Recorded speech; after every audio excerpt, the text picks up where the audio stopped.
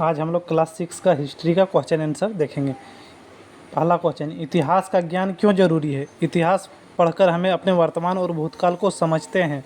बीते दिनों मानवों की कहानी को इतिहास कहा जाता है।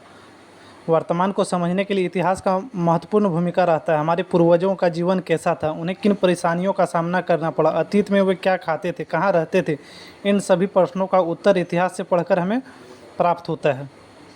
प्रागैतिहास और इतिहास में क्या अंतर है? प्रागैतिहास का अर्थ होता है इतिहास के पूर्व का युग, अर्थात जिस काल में मनुष्य का कोई लिखित साक्ष्य नहीं मिलता है उसे प्रागैतिहास काल कहते हैं, तथा जिस काल में मनुष्यों का लिखित विवरण मिलते हैं उसे इतिहास कहते हैं।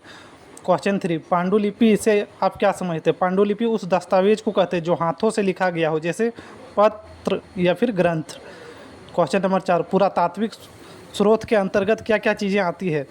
आंसर, पुरातात्विक स्रोत के अंतर्गत अवशेषों के स्मारक, सिक्के, मिट्टी का बर्तन, पत्थर तथा धातु के औजार, प्रतिमाएं तथा अन्य प्रकार की चीज़ें शामिल है। क्वेश्चन नंबर 5, हमारे देश को किन किन नामों से जाना जाता है? आंसर, भारत को इंडिया, अल हिंद, हिंदुस्तान, आर्यावर्त के नाम से भी जाना जाता है।